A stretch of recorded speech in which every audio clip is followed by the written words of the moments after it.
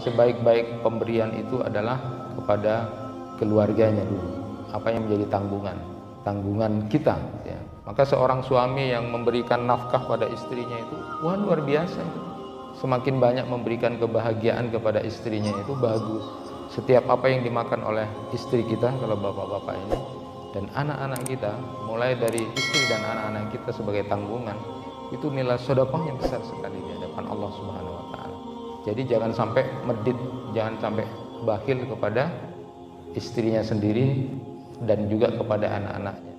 Kalau di dalam satu riwayat disebutkan sampai ada seorang perempuan yang bertanya kepada Rasulullah sallallahu alaihi wasallam tentang perilaku suaminya yang begitu sangat pelit, bolehkah mencuri ya, mengambil harta suaminya tanpa sepengetahuan suaminya karena suaminya terlalu medit itu, terlalu bakhil. Maka Rasulullah menyatakan boleh, seperlunya yang kamu butuhkan sesuai kebutuhan. Nah, kalau sampai menjadi seorang suami yang sebegitu jauh, itu sudah nilai pengorbanannya tidak ada. Jadi kalau Rasulullah menyatakan sedekah utama itu diantaranya adalah juhdul mukil, al-mukil, dimulai dari tanggungan kita, bahwa kita sekarang banyak kehilangan akhlak dari anak-anak kita karena kesalahan pertama kali kita memberikan pelajaran. Seharusnya yang pertama kali dibangun itu adalah akhlak. Kalau para ulama salaf itu kemudian menyatakan 30 tahun dia mengajarkan akhlak, lalu kemudian 20 tahun baru ilmu. Jadi adab yang didahulukan. Tidak mengajarkan ilmu sebelum adab sudah paham, akhlaknya sudah paham.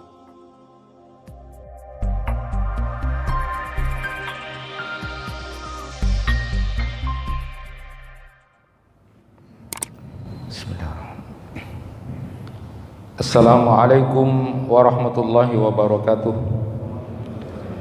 Alhamdulillahi rabbil alamin, wa bihi nasta'inu ala umuri dunya waddin. Asyhadu an la ilaha illallah wahdahu la syarika lah, wa asyhadu anna Muhammadan abduhu wa rasuluh.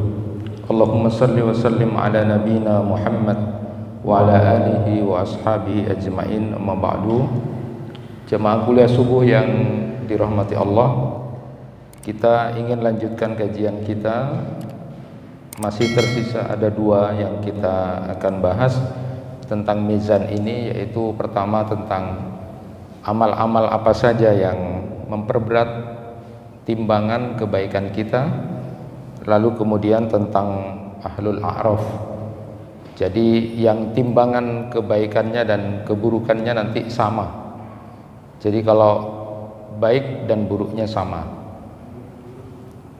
Jamaah yang dirahmati Allah, Syekh Ibrahim An-Nuaim ini kemudian menjelaskan bahwa pada dasarnya bahwa semua amal yang kita lakukan akan ditimbang. Semua amal akan ditimbang. Jadi semuanya, amal apapun, dengan catatan bahwa amal itu diterima oleh Allah Subhanahu wa taala. Jadi amal yang kita lakukan ikhlas karena Allah, maka itu akan diterima dan itulah yang akan ditimbang. Sedangkan amalan yang kemudian tidak diterima, maka tidak akan menjadi pemberat timbangan kebaikan kita. Sudah kita mafhumi bersama bahwa syarat utama, selain kita sudah berusaha untuk sesuai dengan apa yang sudah dicontohkan oleh Rasulullah SAW, maka keikhlasan itu menjadi persyaratan utama. Ketika ada seorang yang bertanya kepada Rasulullah SAW tentang orang yang berperang di jalan Allah, tapi niatnya dia berniat untuk dapat harta rampasan perang, berniat untuk popularitas supaya nanti disebut-sebut sebagai orang yang berjuang, maka Rasulullah menjawab la syai'a lahu, enggak dapat apa-apa dia, enggak dapat apa-apa. Jadi secara umum semua amalan yang kita lakukan dengan catatan ikhlas diterima oleh Allah akan ditimbang. Karena Allah hanya akan menerima amalan-amalan yang ditujukan untuk Allah semata. Ma'asyiral muslimin rahimakumullah, kemudian beliau juga memberikan keterangan bahwa amal yang kita lakukan juga dilihat dari nilai pengorbanan. nilai pengorbanan. Ya. Ada hadis Rasulullah sallallahu alaihi wasallam, sabaqa dirham mi'at alfin. Qalu wa kaifa qala kana lirajulin dirham tasaddaqa bi ahadihima wa antalaqa rajulun ila urdi malihi fa akhadha minhu mi'ata alfi dirham fatasaddau biha. Jadi ada satu dirham itu ternyata nilainya bisa melebihi 100 dirham. Ketika ditanya kepada Rasulullah SAW, kenapa kok cuma nilai ngasih satu dirham itu lebih besar dari 100 dirham? Lalu kemudian Rasulullah SAW menggambarkan ada orang yang punya 2 dirham, lalu dia butuh sekali sebenarnya, dia orang tidak punya biasa, tapi 1 dirham lalu kemudian dia sedekahkan. Sedangkan yang 100 dirham itu, ini orang kaya yang pendapatannya itu bisa 2000 dirham. Dia ambil uangnya 100 dirham lalu diberikan, dia bersedekah dengan itu. Jadi nilai pengorbanan, gambarannya adalah ketika kita memberikan pengorbanan yang itu Allah yang tahu.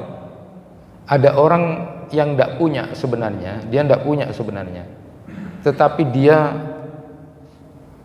nilai semangat untuk beramal itu, bersedekah itu begitu sangat tinggi sekali, sehingga kebutuhan yang seharusnya dia punya 2 dirham, 1 dirhamnya masih sempat dia sedekahkan, padahal dia sendiri tidak punya, hanya cukup untuk 1 dirham untuk diri dan keluarganya. Tidak sama nilainya dengan orang yang kemudian dia punya 2000 dirham yang dia dapati, lalu dengan santai dia ngambil uang 100 dirham lalu diberikan. Nilai yang 1 dirham itu jauh lebih berat dibandingkan dengan 100 dirham yang didapat atau diberikan orang yang hanya ringan buat dia pengorbanannya. Jadi dilihat dari pengorbanannya itu. Nah, ada juga hadis Rasulullah SAW ketika ada seorang yang bertanya, ya Rasulullah, ayyus sadaqah afdal? Qala juhdul mukil wabda biman ta'ul. Nah, ketika Rasulullah SAW ditanya, ya Rasulullah, sedekah apa yang paling utama? Lalu Rasulullah menjawab, juhdul mukil. Jadi al-mukil itu adalah orang yang hartanya biasa saja, sedikit, tetapi dia selalu punya niatan untuk selalu memberikan atau mendermakan hartanya itu al-mukil namanya. Orang yang hartanya biasa, sederhana, tidak banyak dia punya, tapi dia selalu rajin untuk mau memberikan, itu namanya al-mukil.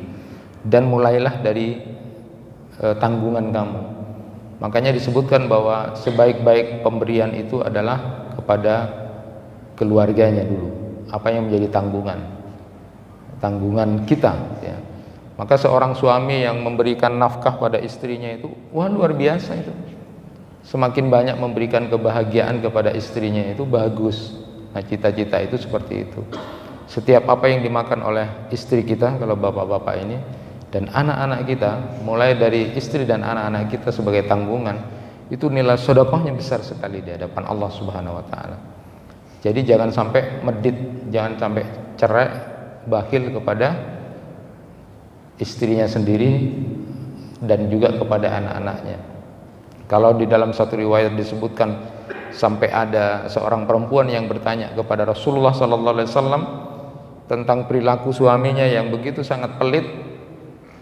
Bolehkah mencuri, ya, mengambil harta suaminya tanpa sepengetahuan suaminya karena suaminya terlalu medit itu, terlalu bakhil? Maka Rasulullah menyatakan boleh seperlunya yang kamu butuhkan sesuai kebutuhan. Nah, kalau sampai menjadi seorang suami yang sebegitu jauh, itu sudah nilai pengorbanannya tidak ada. Jadi kalau Rasulullah menyatakan sedekah utama itu diantaranya adalah juhdul mukil, al-mukil. Jadi dimulai dari tanggungan kita. Nah, juga beliau menerangkan amalan itu adalah diupayakan adalah kalau itu amalan-amalan sunnah, amalan-amalan yang bisa sembunyikan tanpa sepengetahuan orang. Jadi amal-amal itu akan punya nilai, di samping juga keikhlasan, pengorbanan juga disembunyikan. Rasulullah sallallahu alaihi wasallam bersabda, "Salatul rajuli tatawwuan haitsu la yarahu nas ta'dilu salatahu ala a'yunin nas 25 darajah."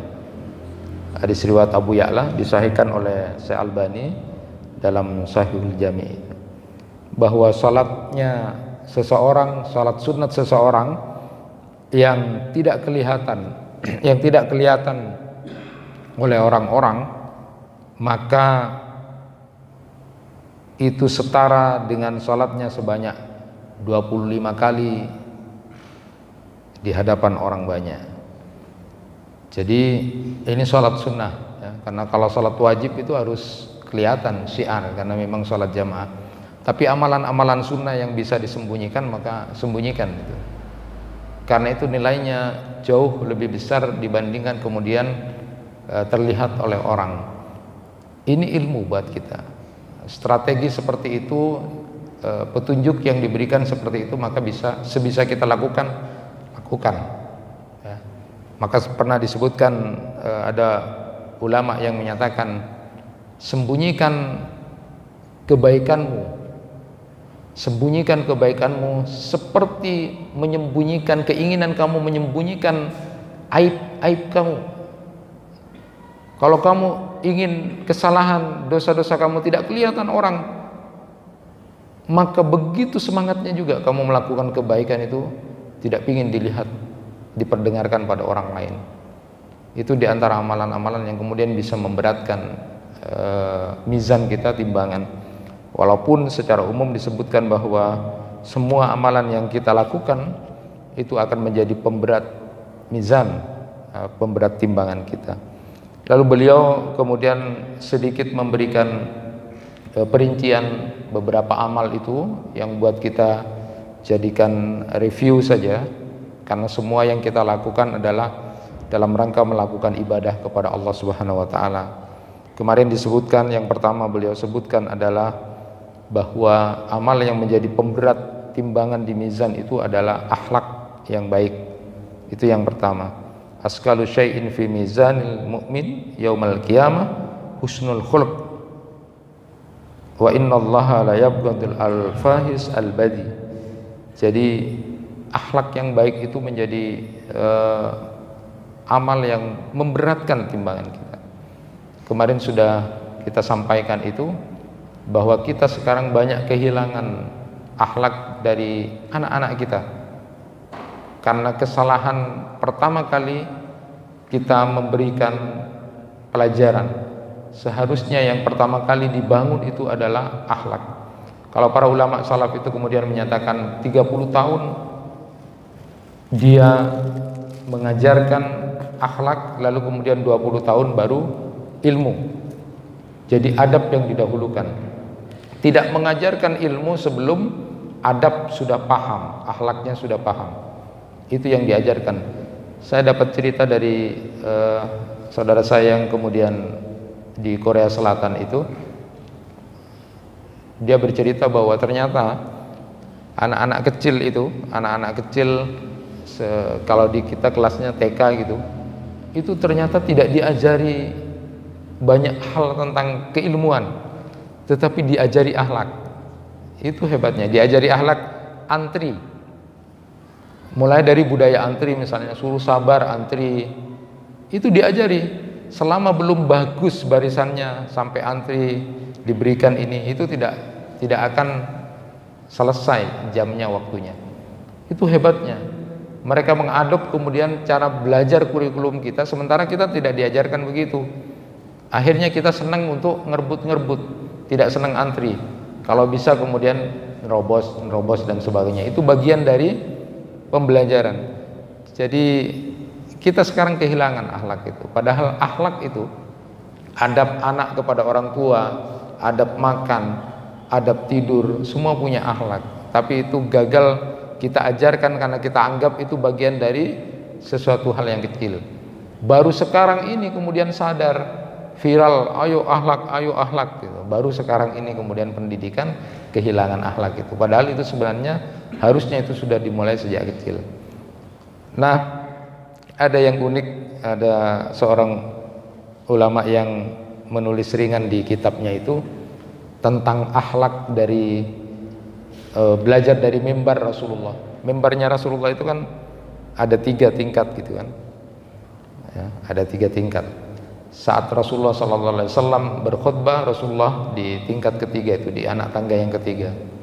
Nah, giliran Abu Bakar yang khutbah itu di anak tangga kedua,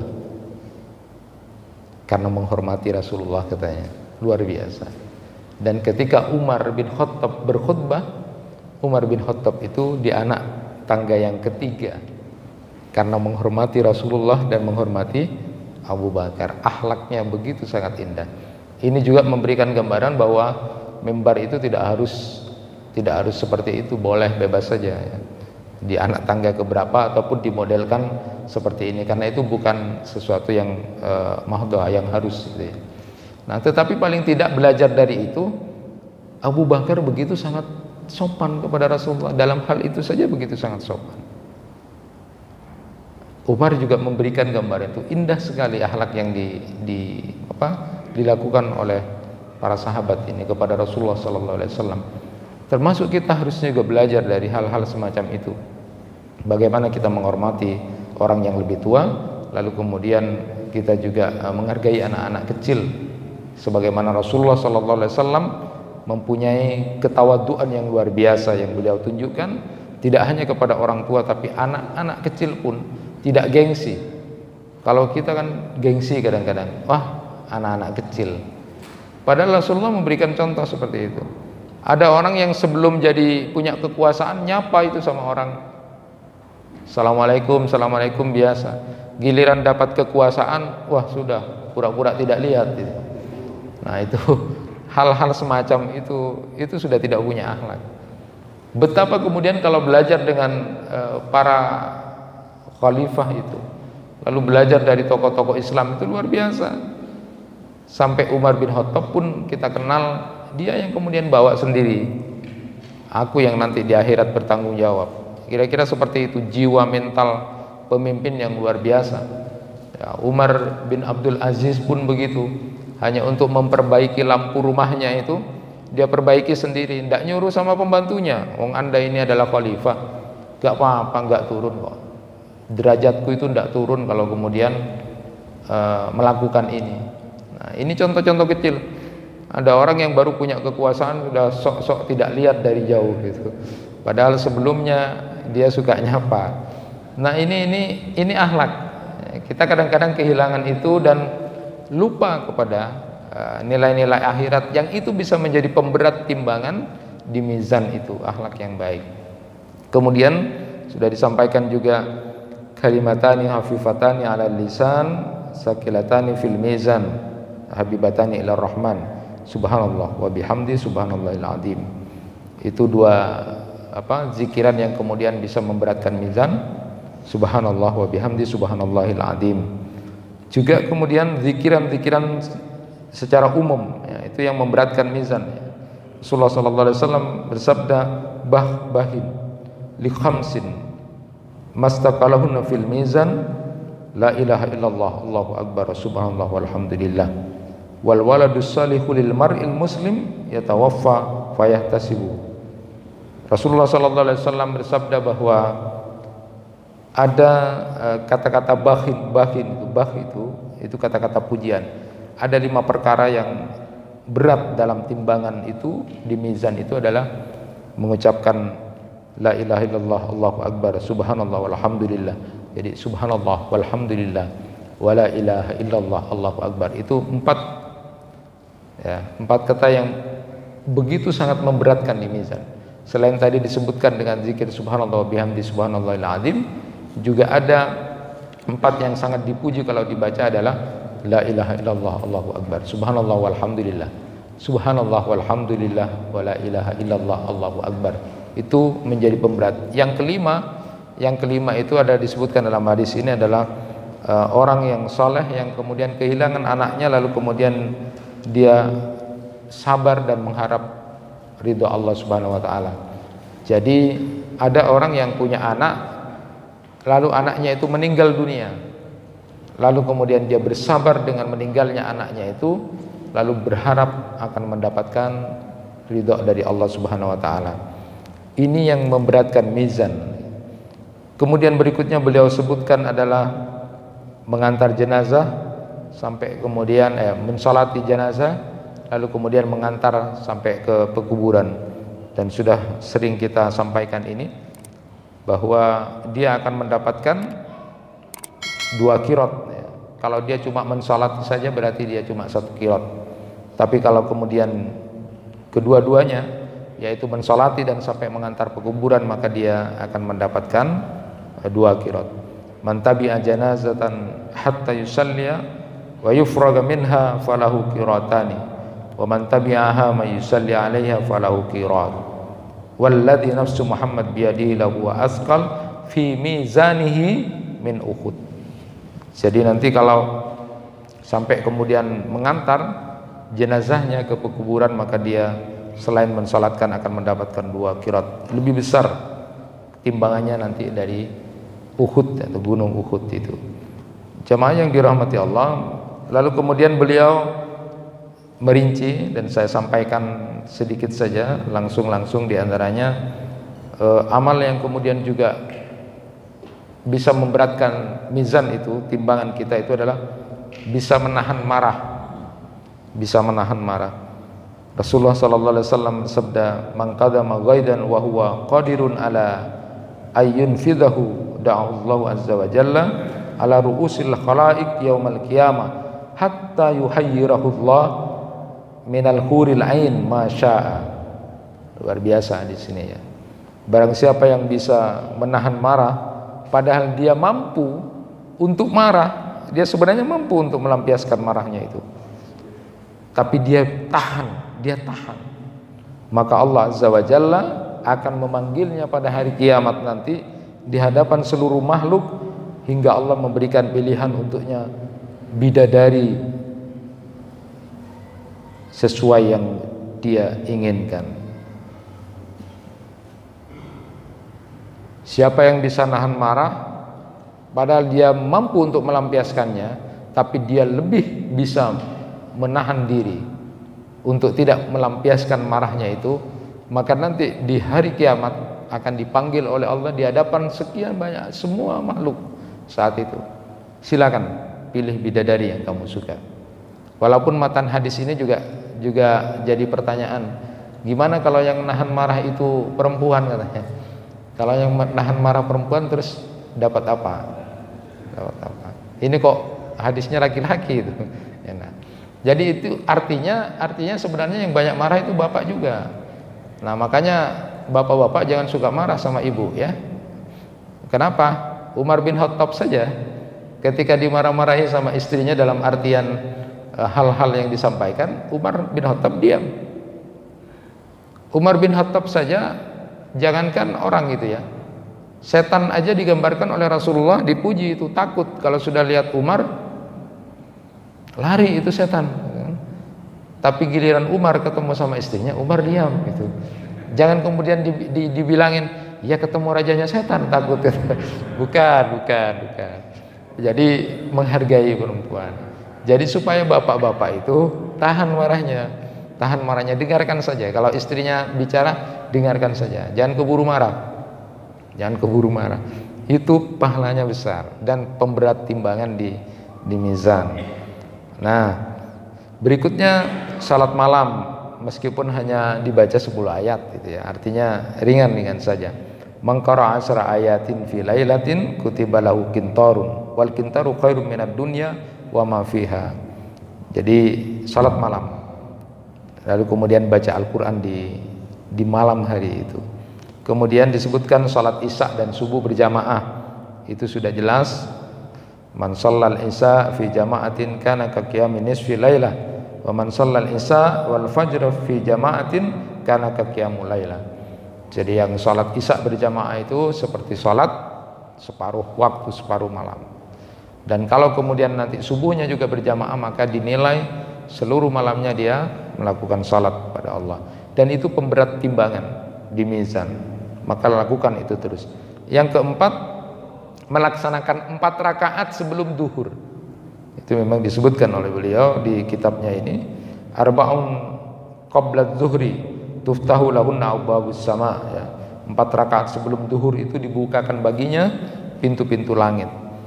Jadi oleh karena itu maka wajar kalau kemudian zuhur itu sebenarnya harus agak lama iqamahnya. Bahkan kalau terlalu panas di zaman Rasulullah itu, duhur itu bisa kemudian dimundurkan. Itu artinya kalau dalam waktu kita beri kesempatan. Jadi subuh ya, iqamahnya juga agak ke belakang, zuhur juga begitu. Nah, kadang-kadang karena tidak memahami ilmu ini, ada di beberapa tempat masjid itu menilai bahwa semakin cepat iqamah itu semakin bagus.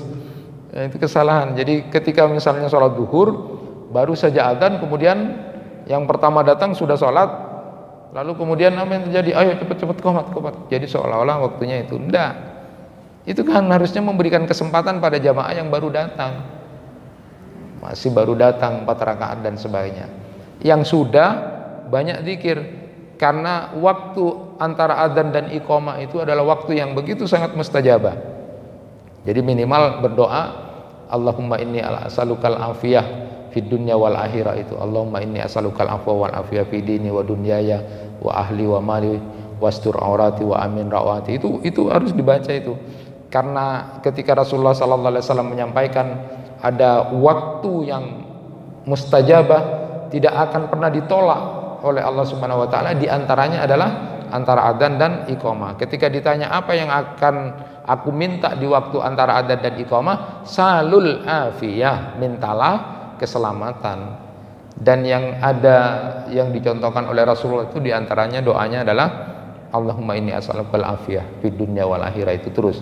Setelah selesai berdoa itu adalah bacalah istighfar dan subhanallah wa bihamdi subhanallahil azim.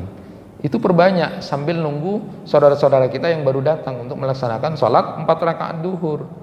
Bukan pas keburu-buru itu. Sholat subuh juga begitu di beberapa tempat, seolah-olah gambarannya ketika sudah selesai adzan, ayo cepet-cepet sholat.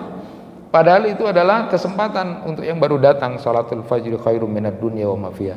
2 rakaat sholat sebelum subuh itu pahalanya lebih besar dari dunia dan isinya. Jadi beri kesempatan. Yang lain zikir, perbanyak istighfar dengan subhanallah wa bihamdi sambil berdoa apa yang menjadi hajat dia. Jadi indah sekali sebenarnya kalau pakai ilmu itu. Nah, itu melaksanakan 4 rakaat sebelum zuhur. Lalu kemudian beliau sebutkan adalah melaksanakan sholat tarawih bersama imam. Jadi full. Innar rajula idza shalla ma'al imam hatta yansarifahu sibalahu qiyamul lailatin. Jadi penting itu sudah kita lakukan insyaallah di bulan Ramadan. Terus salat tarawihnya itu bersama imam, terus bersama imam. Kemudian berikutnya adalah membaca 2 ayat terakhir Quran surat Al-Baqarah. Man qara'a bil ayatani min akhir surah Al-Baqarah fi lailatin kafatahu. Jadi baca terus itu. Jadi membiasakan itu adalah pemberat mizan. Berikutnya adalah berusaha untuk menyantuni para janda dan miskin, orang-orang miskin. As-sa'i 'alal armalati wal miskin kal mujahid fi sabilillah wal qaimil laila as-saiman nahar. Jadi menyantuni, membantu para janda dan orang-orang miskin. Kemarin teman saya nulis hadis Rasulullah itu, siapa yang menikahi janda-janda itu pahalanya besar seperti mujahid. Wah, ini bapak-bapak suka ini. Jadi bantu para janda itu, bantu orang-orang miskin itu pahalanya besar, bisa memberatkan mizan. Nah, jadi seperti itu. Nah, saya juga pernah menyampaikan ngurusin urusannya lansia itu. Ngurusin urusannya lansia ngurusin urusannya pensiunan itu kan sudah lansia gitu ya, itu pahalanya besar seperti ini. Jadi saya sangat suka kalau kemudian melihat ada orang yang suka bantu-bantu para lansia, itu pahalanya besar.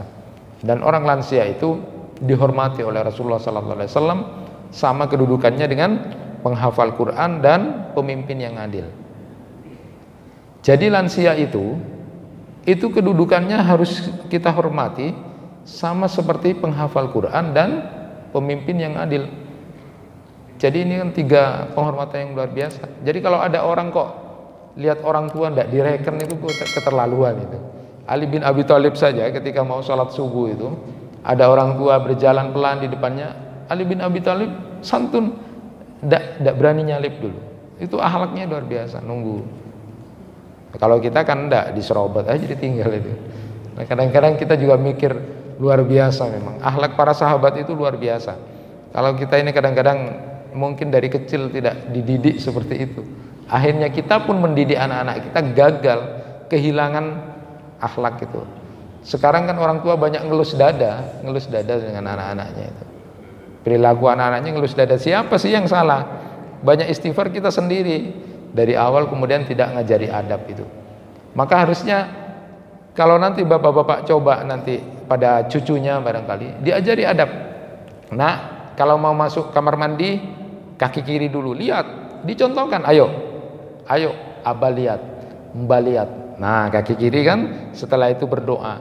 Ini tidak diajarkan karena dianggap itu pelajaran gampang nanti. Yang perlu sekarang matematika dulu gitu kan. Akhirnya kadang-kadang kan banyak pintar matematika, tapi akhlaknya tidak ada. Sama orang tua begini, ayo contoh, salim sama orang tua. Diajari itu berulang-ulang, dididik itu dulu. Itu orang-orang salaf dulu begitu. Sehingga setelah itu baru belajar ilmu, akhirnya berhasil. Sekarang kan kita terbalik, akhirnya baru nyeselnya baru sekarang gitu kan. Nah, berikutnya adalah menjaga adab-adab Jumat. Adab-adab Jumat dijaga. Itu disebutkan yang sudah kita pahami bersama bahwa Jumat itu adalah mandi, ya, mandi. Jadi kalau ada hadis tentang guyonan kalau malam Jumat itu malam Jumat mandi itu sebenarnya tidak ada hadis spesifik seperti itu, tapi ada kaitan hadis yang menyebutkan bahwa kalau hari Jumat itu mandi pagi, ya mandi sebelum berangkat itu seperti mandinya orang janabah, artinya sekalian aja janabah gitu loh maksudnya. Bukan kemudian sunnah Rasul malam Jumat, bukan cuma malam Jumat sebenarnya. Tetapi intinya adalah mandi seperti mandi janabah. Kenapa tidak sekalian mandi janabah juga? Makanya itu yang dijadikan dasar. Mandi lalu berpakaian yang rapi dan bagus, adab-adab Jumat, pakai wangi-wangian, datang di awal waktu, di awal-awal waktu, itu adalah orang-orang yang kemudian akan punya berat timbangan di mizan itu luar biasa. Sudah disampaikan dalam hadis, siapa yang awal-awal seperti dapat unta, begitu seterusnya. Dan itu sudah disampaikan. Nah, banyak orang yang kehilangan itu. Buat orang-orang yang punya waktu yang cukup, maka sebenarnya meraih pahala seperti itu, berpikir tentang mizannya dia. Di samping Rasulullah mengajarkan mau tidur berdoa, diantaranya adalah wasakil mizani, ya Allah beratkan timbangan kebaikanku nanti di mizan. Maka juga dalam praktek dia lakukan adab-adab Jumat, dia lakukan sampai kemudian duduk mendengarkan khutbah imam, lalu kemudian berdoa karena waktu Jumat itu ada beberapa waktu yang sangat mustajabah, Allah akan mengabulkan apa yang diminta. Di antara waktu yang paling sahih itu, yang paling kuat itu adalah waktu hari Jumat setelah sholat asar sampai menjelang maghrib. Maka jangan sampai sia-siakan waktu itu untuk berdoa. Berikutnya membaca Al-Quran. Itu sudah sering saya sampaikan kepada murid-murid saya juga. Tidak ada amalan yang sampai punya nilai kebaikan luar biasa. Satu huruf saja itu 10 kebaikan. Sedangkan kita kalau mau melakukan kebaikan itu susah. Tapi kalau mau baca Quran sampai di basmalah saja, Bismillahirrahmanirrahim, itu sudah 19 huruf, 190 kebaikan. Maka kalau ada ulama yang menyatakan kerugian besar bagi seseorang yang dalam satu hari dia tidak baca 100 ayat. Itu kerugian besar. Sungguh sangat kerugian besar. Kalau ada orang yang satu hari tidak sempat baca Quran 100 ayat minimal. Karena dia susah untuk mencari waktu meraih banyak kebaikan itu.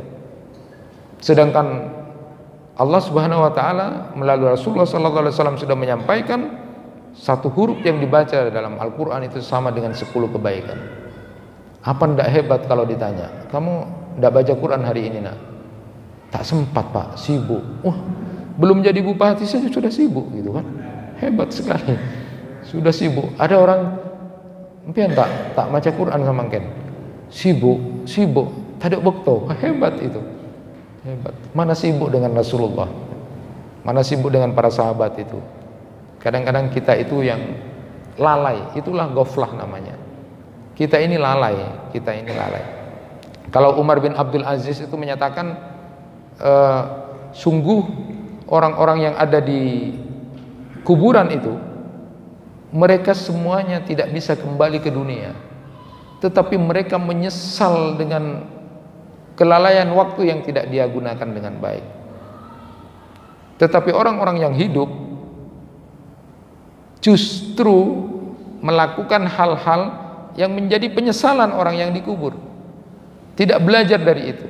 Yang dikubur tidak bisa hidup lagi, untuk kemudian mau bangkit tidak menyia-nyiakan waktu. Yang masih hidup tidak belajar dari yang mati, yang kemudian menyesal dengan kelalaian waktu itu. Ini adalah sebuah ironi besar, kata Umar bin Abdul Aziz. Berikutnya adalah bersedekah. Sudah disampaikan tadi. Kemudian memberi pinjaman, menangguhkan tempo bayar hutang, berdoa saat masuk pasar. Ini sudah sering saya sampaikan juga. Jadi kalau ke pasar baca zikir, di pintu mau masuk itu adalah la ilaha illallah wahdahu la syarikalah lahul mulku wa lahul hamdu yuhyi wa yumit wa huwa hayyul la yamut biyadihil khair. Itu dibaca. Mau masuk pasar itu pahalanya besar. 1 juta kebaikan akan diberikan pada dia, dan kemudian 1 juta kesalahannya akan dihapus. Jadi bapak-bapak senenglah ngantar istrinya kalau minta ke pasar. Cek pas laju, Mas ataraki mangkat tibi laju mare. Rugi, Pak, rugi. Jadi kalau ibu-ibu mau ke pasar, ayo saya antar. Kepentingannya apa? Kepentingannya dapat 1 juta kebaikan, lalu kemudian 1 juta kesalahan akan dihapuskan. Nah, ini kan orang berpikir seperti itu. Sama dengan Ibnu Umar yang tujuannya ke pasar itu hanya untuk memberi salam, tidak untuk belanja, tidak untuk shopping. Tetapi dia ke pasar itu tujuannya adalah ketemu dengan saudara-saudaranya, karena ciri penduduk surga itu diantaranya adalah suka memberi salam. Sedangkan di pasar itu banyak orang ketemu, assalamualaikum, tidak bosan. Karena ciri orang ahli surga itu nanti adalah orang yang suka memberi salam. Tujuannya itu bukan untuk shopping. Nah, bapak mengantar istri itu kadang-kadang sambil kesel, lamangkat tibik mare gitu kan. Padahal itu kesempatan. Siapa yang berzikir seperti itu dapat 1 juta kebaikan. Lalu kemudian 1 juta kesalahannya akan dihilangkan. Kenapa tidak mengilmui hal-hal semacam itu? Nah, berikutnya adalah yang terakhir itu disebutkan mendamaikan orang yang bermusuhan. Itu diantara amal-amal. Jadi afdalu min darajat siyam wassalah wassadaqah islahu datil bain wa fasad al bain al khaliqah. Jadi amal yang utama derajatnya itu dari puasa, sholat, sedekah, itu diantaranya adalah orang yang suka mendamaikan orang yang bermusuh-musuhan. Karena permusuhan di dunia itu adalah hal yang merusak sesuatu yang tidak baik. Jadi pahala besar itu, Pak, pahala besar itu adalah mendamaikan orang yang sedang bermusuhan. Nah, kalau kita kan enggak, malah sebaliknya senang ngompori supaya bermusuhan. Cek anu baklah, cek takut baklah. Itu kita, Pak. Padahal pemberat mizan itu adalah Mendamaikan. Hatta persoalan bohong pun, berbohong itu, berdusta itu tidak baik, tidak jujur, berdusta itu dosa besar. Tapi untuk urusan mendamaikan orang, sampai kemudian diberikan toleransi. Berbohong yang ditoleransi, di antara 3 berbohong yang ditoleransi itu, walaupun secara umum dusta, bohong itu tidak boleh. Berbohong untuk mendamaikan saudaranya yang sedang bermusuhan.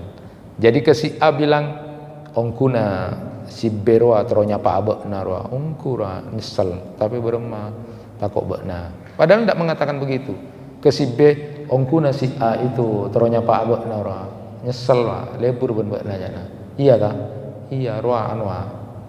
Nyapa lah bekna kada. Seperti itu.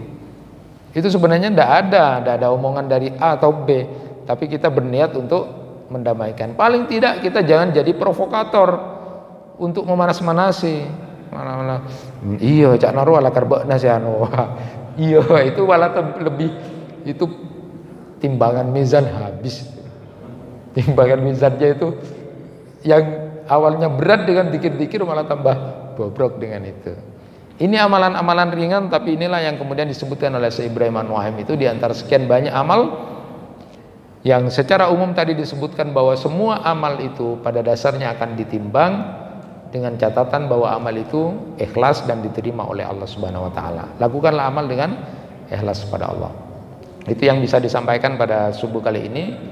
Insya Allah kita akan bahas tentang Ahlul A'raf, bagaimana kalau timbangan nanti di mizan itu antara kebaikan dan keburukan sama, lalu diletakkan di mana nanti kita.